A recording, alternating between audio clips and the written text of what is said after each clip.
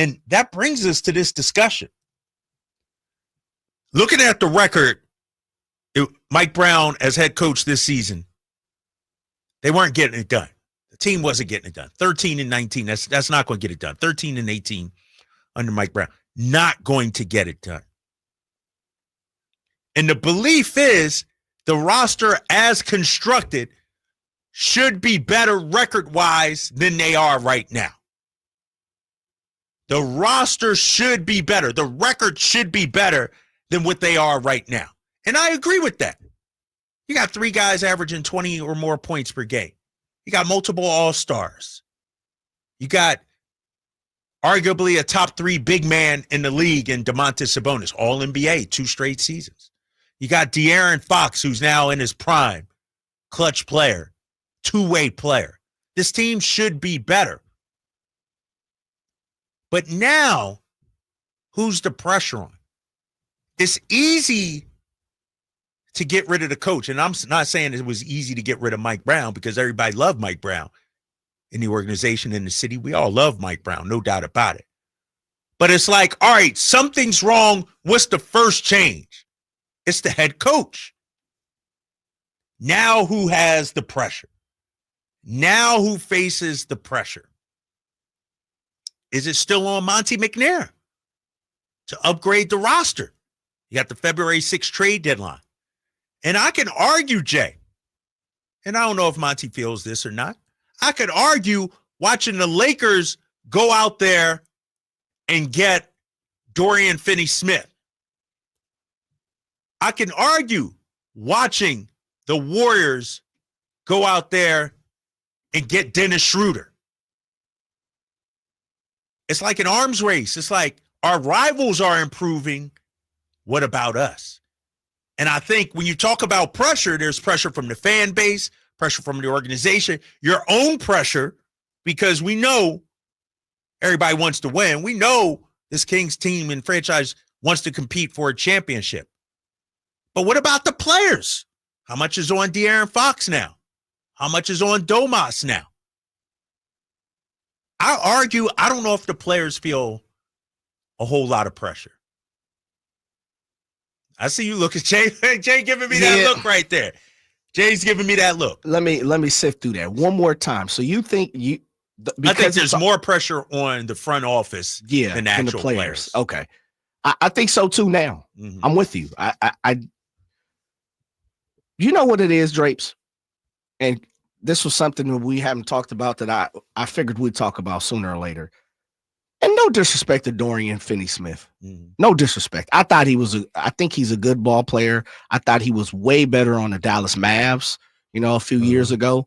That'd be 3 years ago now. Mm-hmm. When they played the Warriors in the Western Conference Finals, Dorian Finney-Smith was one of those guys that they really kind of pressed to play, Klay Thompson and Steph Curry defensively. Long, athletic, can shoot the three, stand still 3-point shooter when he needs to be. But I get the part of this. Kings fans want something to be done, and I'm with that. Mm-hmm.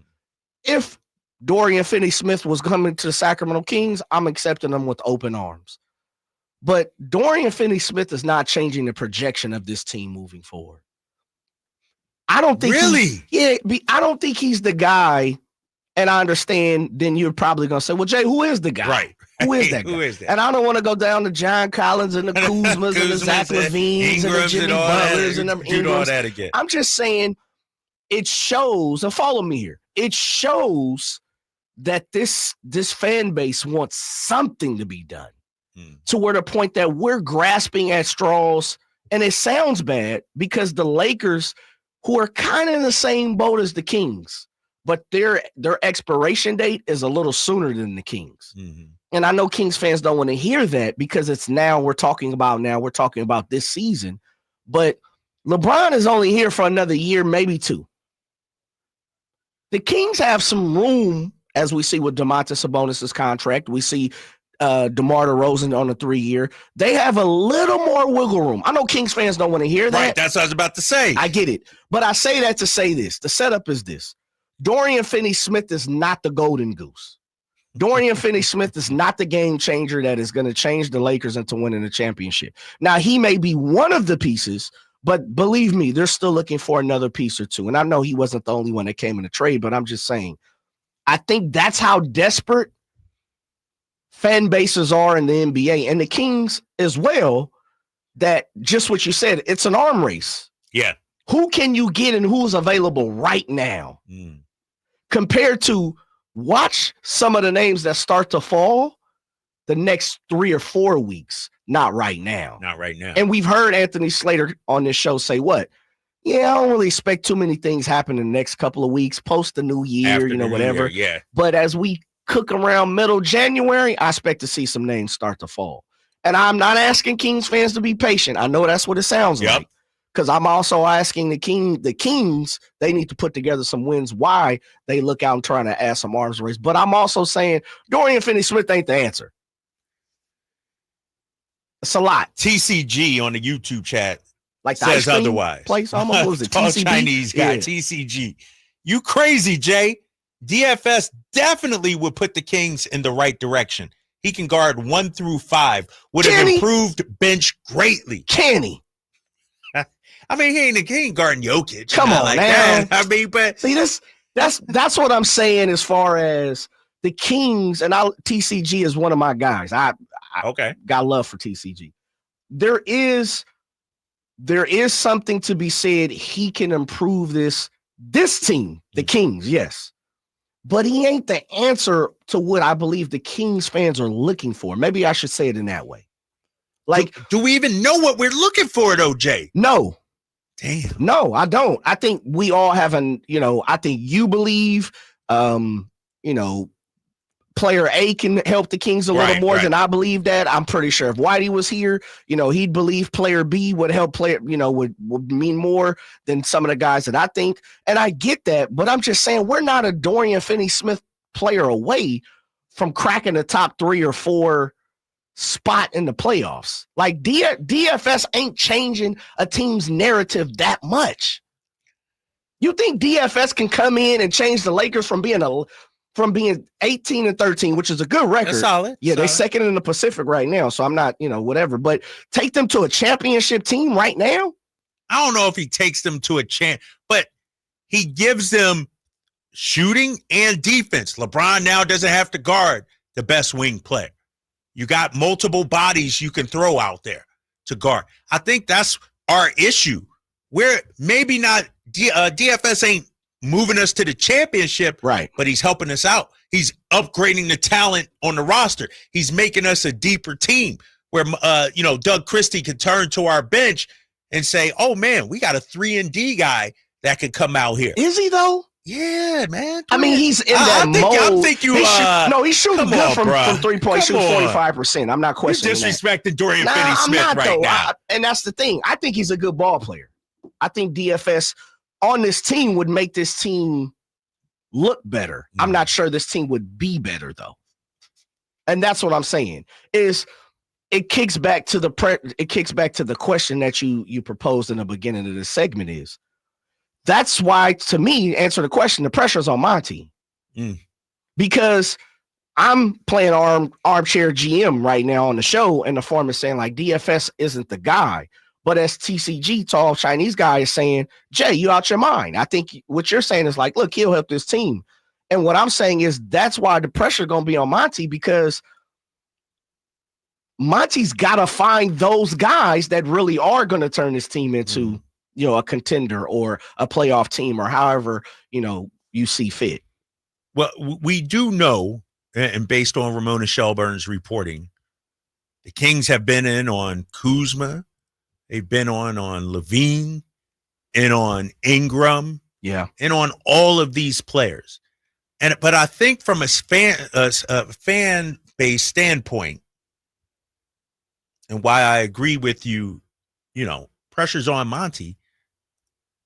We look at the last couple of trade deadlines, he hasn't done much. But he did get DeMar DeRozan. We got to have for sure. Got to give him some love on that. Yeah. And Domantas Sabonis. And Sabonis. Come on, that was a home run. Yeah. That was a home run. Re-signed Malik Monk. Come on. That was a home run. No doubt about it.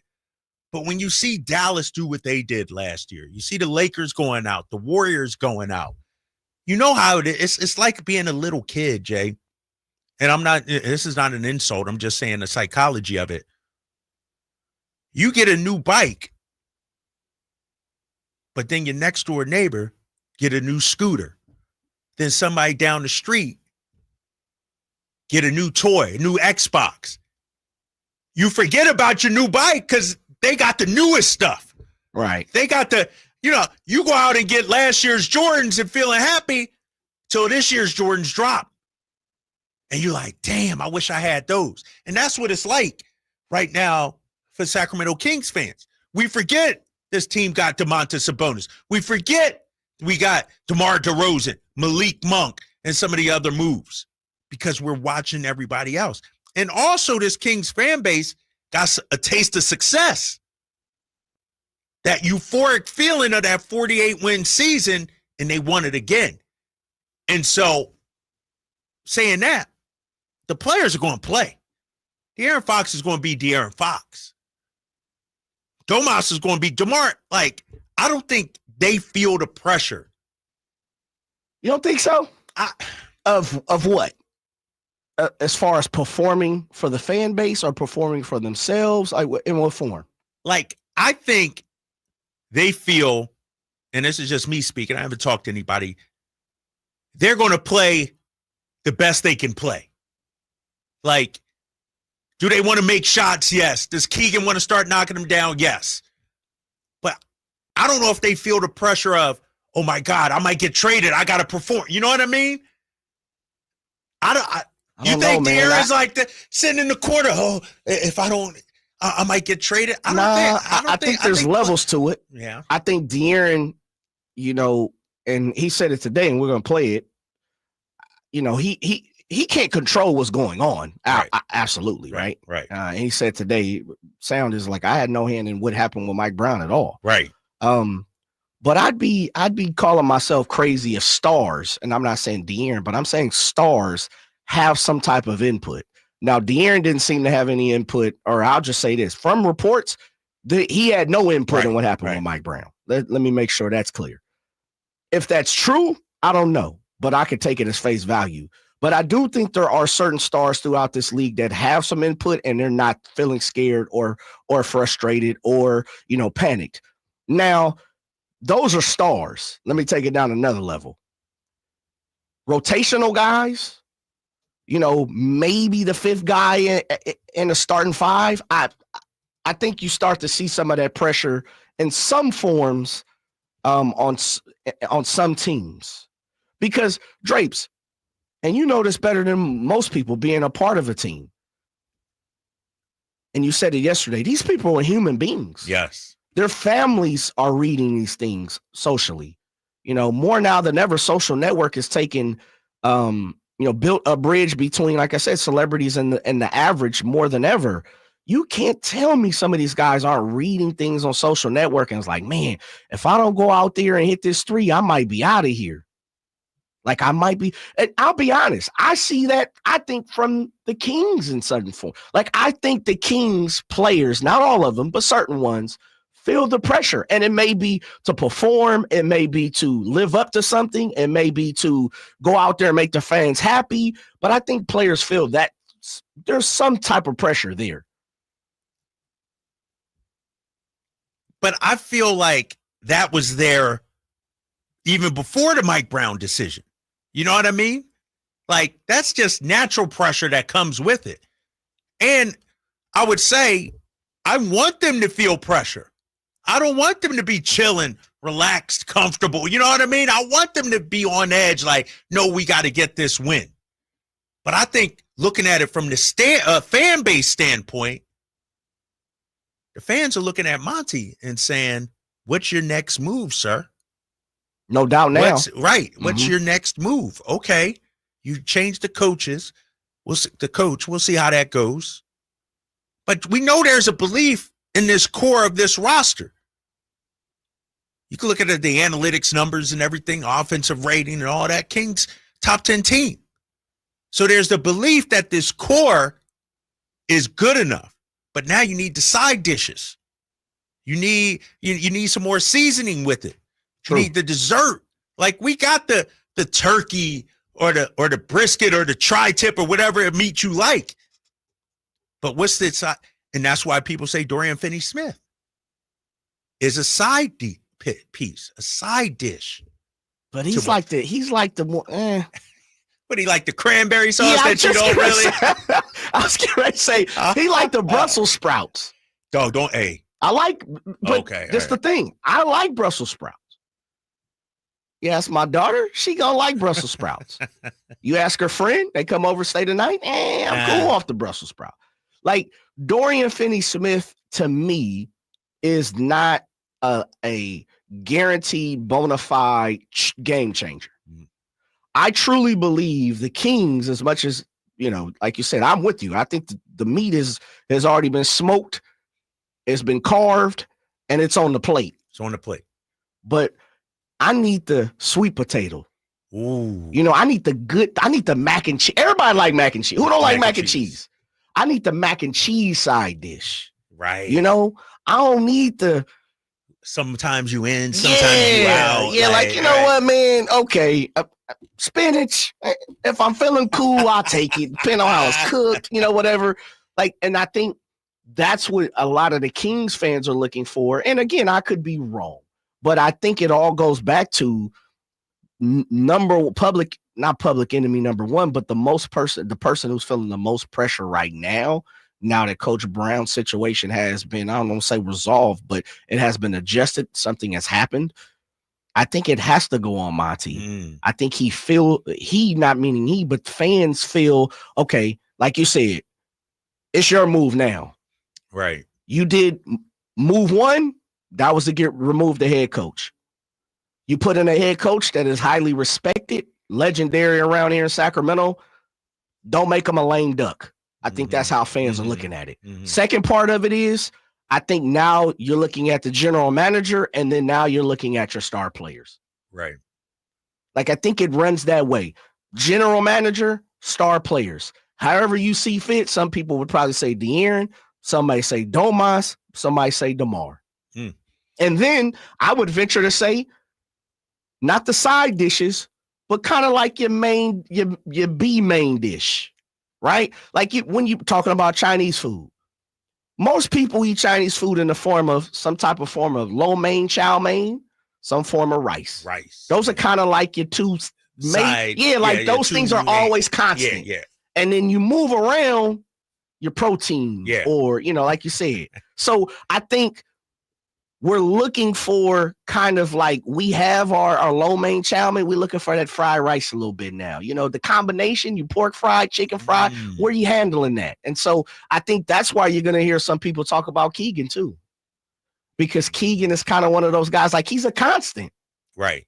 Even early in the show, Drapes, people were kind of talking about, the win was this and all that, but Keegan played poorly. And you had to correct some people. Right. We're going to dive into this because this is interesting right here, because when you look at the Kings, there's a belief that this top tier, the main ingredients, the main meal, the main dish, talking about the star players, is good enough. But what about some of the side dishes? Who's under pressure? Is it on maybe the star players to step up even more, to be even better than what they are? Or is it on the front office? I want to hear from you out there. 916-339-1140. I got some open